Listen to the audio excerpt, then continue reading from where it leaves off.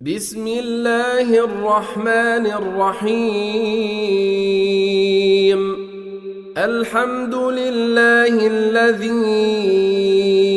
أنزل على عبده الكتاب ولم يجعل له عوجا قيما لينذر بأسا شديدا من لدنه ويبشر المؤمنين الذين يعملون الصالحات أن لهم أجرا حسنا ماكثين فيه أبدا وينذر الذين قالوا اتخذ الله ولدا ما لهم به من علم ولا لآبائهم كبرت كلمة تخرج من أفواههم إن يقولون إلا كذبا فلعلك باخع نفسك على آثارهم إن لم يؤمنوا بهذا الحديث أسفا إنا جعلنا ما على الأرض زينة لها لنبلوهم أيهم أحسن عملا وإنا لجاعلون ما عليها صعيدا جرزا أم حسبت أن أصحاب الكهف والرقيم كانوا من آياتنا عجبا إذ أوى الفتية إلى الكهف فقالوا ربنا آتنا من لدنك رحمة وهيئ لنا من أمرنا رشدا فضربنا على آذانهم في الكهف سنين عددا ثم بعثناهم لنعلم أي الحزبين أحصى لما لبثوا أمدا نحن نقص عليك نبأهم بالحق إنهم فتية آمنوا بربهم وزدناهم هدى وربطنا على قلوبهم إذ قاموا فقالوا ربنا رب السماوات والأرض لن ندعو من دونه إلها لقد قلنا إذا شططا هؤلاء قومنا اتخذوا من دونه آلهة لولا يأتون عليهم بسلطان بين فمن أظلم ممن افترى على الله كذبا وإذ اعتزلتموهم وما يعبدون إلا الله فأووا إلى الكهف ينشر لكم ربكم من رحمته ويهيئ لكم من أمركم مرفقا وترى الشمس إذا طلعت تزاور عن كهفهم ذات اليمين وإذا غربت تقرضهم ذات الشمال وهم في فجوة منه ذلك من آيات الله من يهد الله فهو المهتد ومن يضلل فلن تجد له وليا مرشدا وتحسبهم أيقاظا وهم رقود ونقلبهم ذات اليمين وذات الشمال وكلبهم باسط ذراعيه بالوصيد لو اطلعت عليهم لوليت منهم فرارا ولملئت منهم رعبا وكذلك بعثناهم ليتساءلوا بينهم قال قائل منهم كم لبثتم قالوا لبثنا يوما أو بعض يوم قالوا ربكم أعلم بما لبثتم فبعثوا أحدكم بورقكم هذه إلى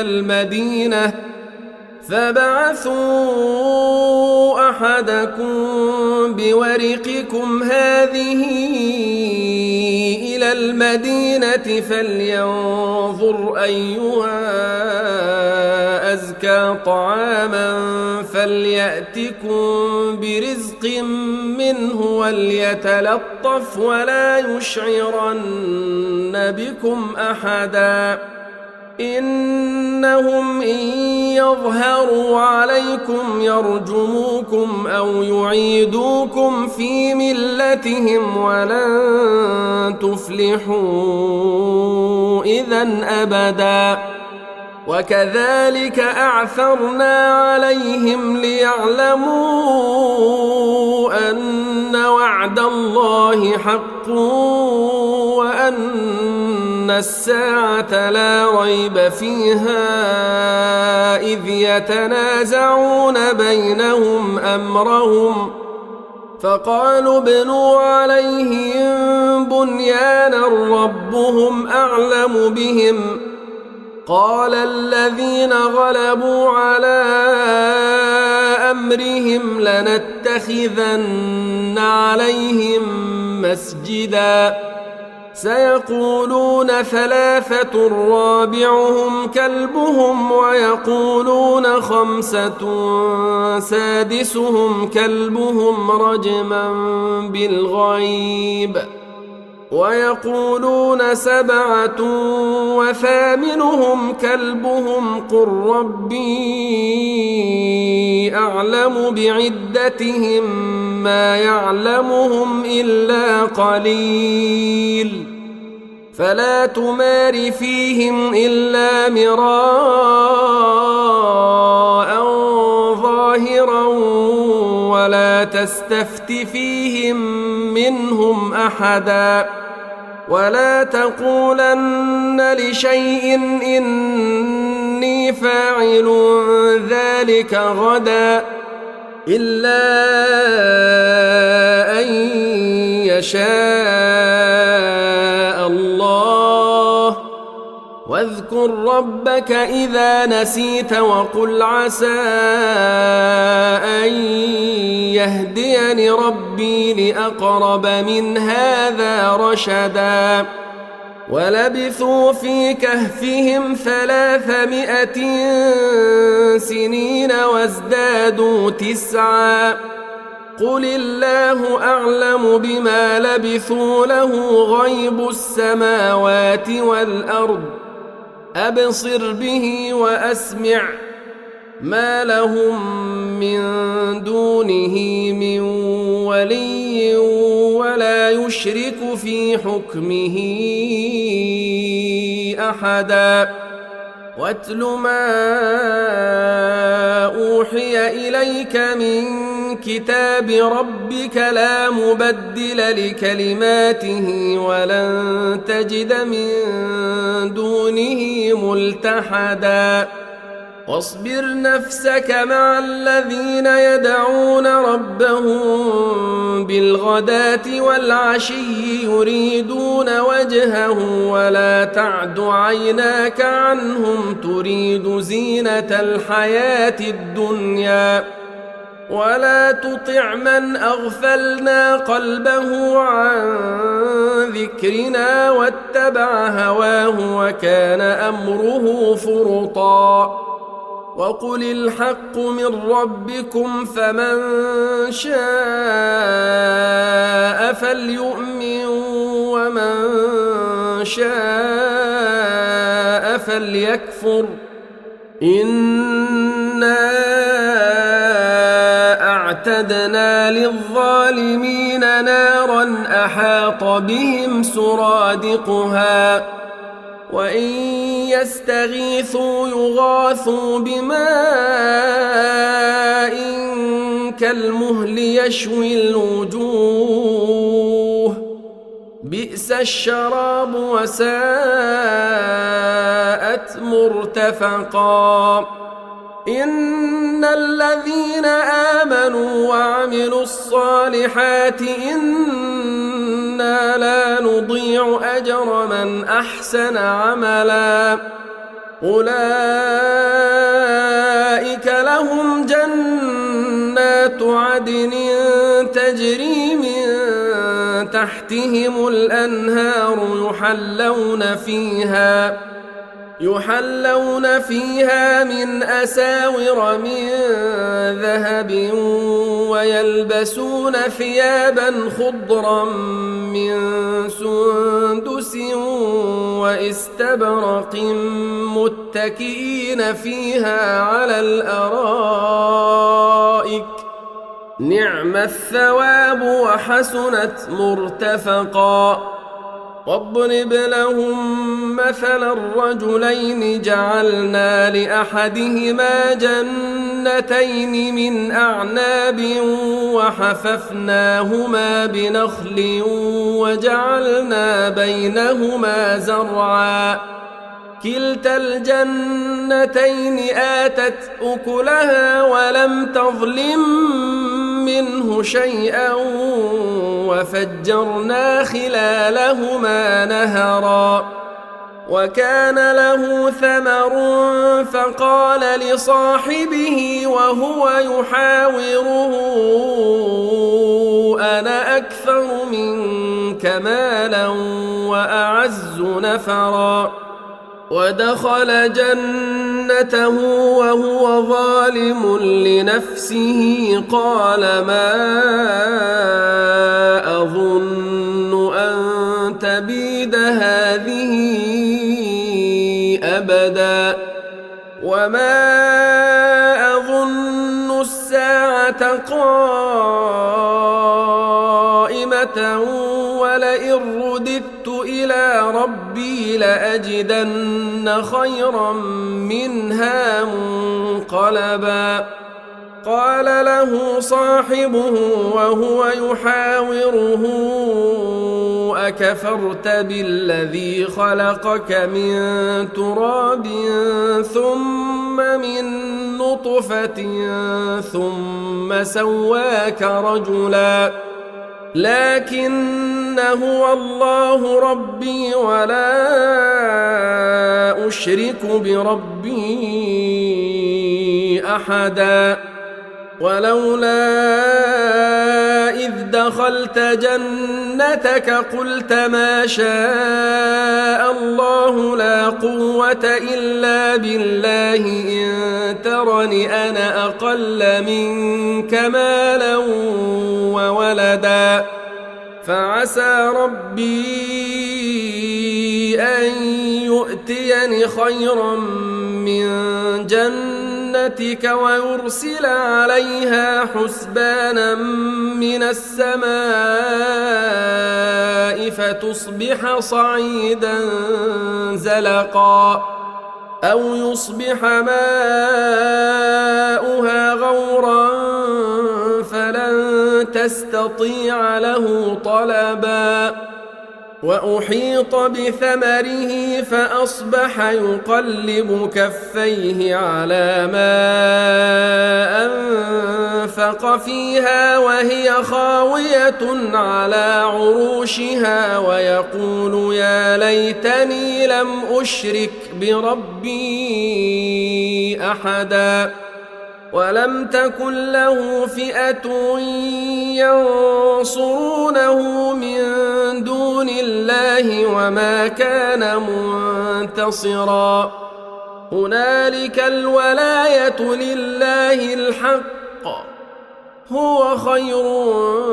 ثوابا وخير عقبا واضرب لهم مثل الحياة الدنيا كماء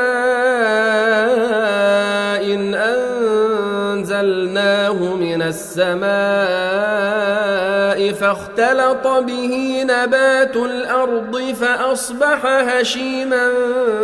تذروه الرياح وكان الله على كل شيء مقتدرا. المال والبنون زينة الحياة الدنيا والباقيات الصالحات خير عند ربك ثوابا وخير أملا. ويوم نسير الجبال وترى الأرض بارزة وحشرناهم فلم نغادر منهم أحدا وعرضوا على ربك صفا لقد جئتمونا كما خلقناكم أول مرة بل زعمتم أن لن نجعل لكم موعدا. ووضع الكتاب فترى المجرمين مشفقين مما فيه ويقولون يا ويلتنا ما لهذا الكتاب لا يغادر صغيرة ولا كبيرة إلا أحصاها ووجدوا ما عملوا حاضرا ولا يظلم ربك أحدا. وإذ قلنا للملائكة اسجدوا لآدم فسجدوا إلا إبليس كان من الجن ففسق عن أمر ربه أفتتخذونه وذريته أولياء من دوني وهم لكم عدو بئس للظالمين بدلا. ما أشهدتهم خلق السماوات والأرض ولا خلق أنفسهم وما كنت متخذ المضلين عضدا. ويوم يقول نادوا شركائي الذين زعمتم فدعوهم فلم يستجيبوا لهم وجعلنا بينهم موبقا. ورأى المجرمون النار فظنوا أنهم مواقعوها ولم يجدوا عنها مصرفا. ولقد صرفنا في هذا القرآن للناس من كل مثل وكان الإنسان أكثر شيء جدلا. وما منع الناس أن يؤمنوا إذ جاءهم الهدى ويستغفروا ربهم إلا أن تأتيهم سنة الأولين أو يأتيهم العذاب قبلا. وما نرسل المرسلين إلا مبشرين ومنذرين ويجادل الذين كفروا بالباطل ليدحضوا به الحق واتخذوا آياتي وما أنذروا هزوا. ومن أظلم ممن ذكر بآيات ربه فأعرض عنها ونسي ما قدمت يداه إنا جعلنا على قلوبهم أكنة أن يفقهوه وفي آذانهم وقرا وإن تدعوهم إلى الهدى فلن يهتدوا إذن أبدا. وربك الغفور ذو الرحمة لو يؤاخذهم بما كسبوا لعجل لهم العذاب بل لهم موعد لن يجدوا من دونه موئلا وتلك القرى أهلكناهم لما ظلموا وجعلنا لمهلكهم موعدا وإذ قال موسى لفتاه لا أبرح حتى أبلغ مجمع البحرين أو أمضي حقبا فلما بلغا مجمع بينهما نسيا حوتهما فاتخذ سبيله في البحر سربا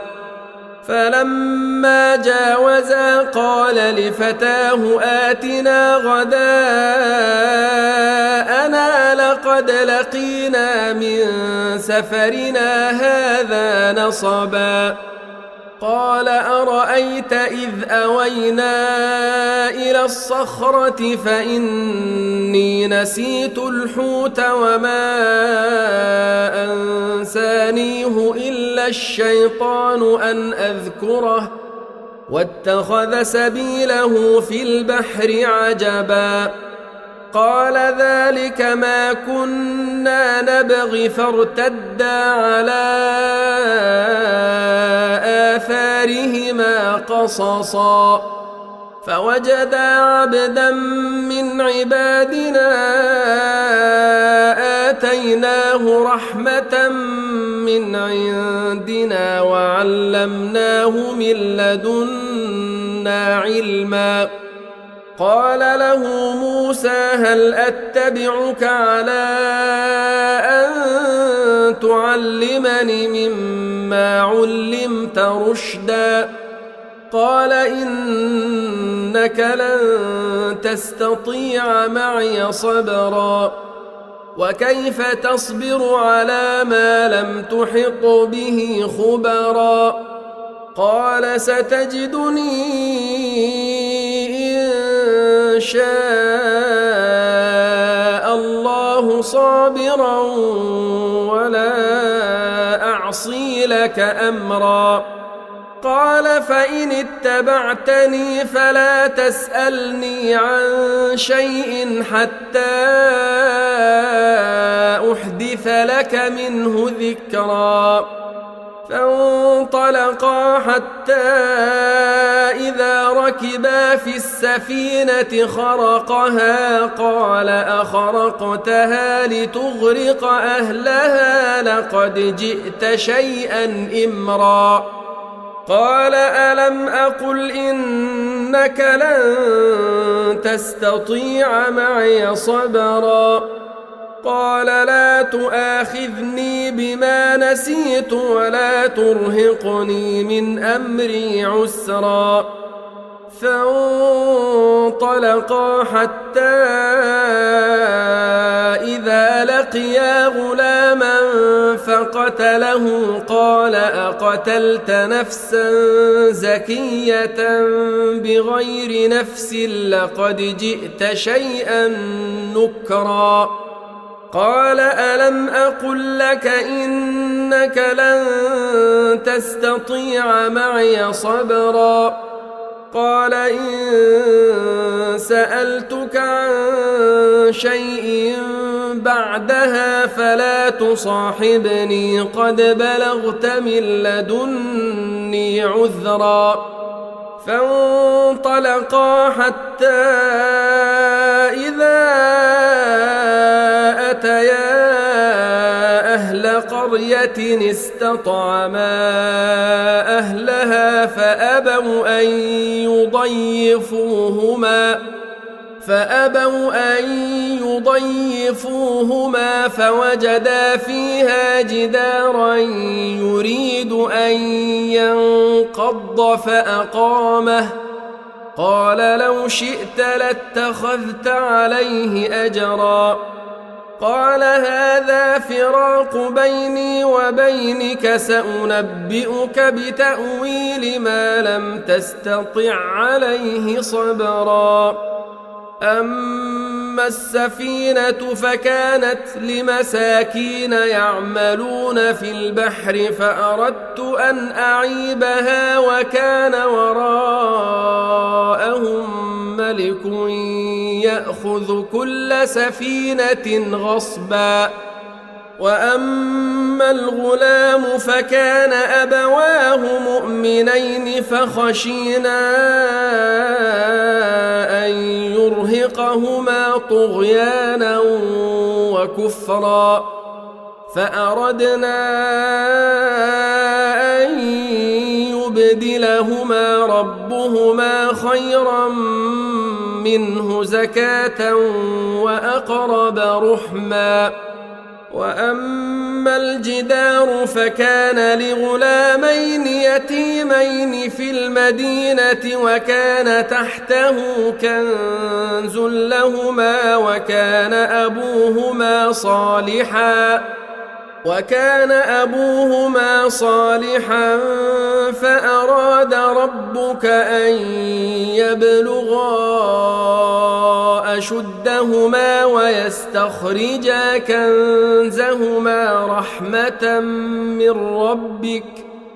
وما فعلته عن أمري ذلك تأويل ما لم تسطع عليه صبرا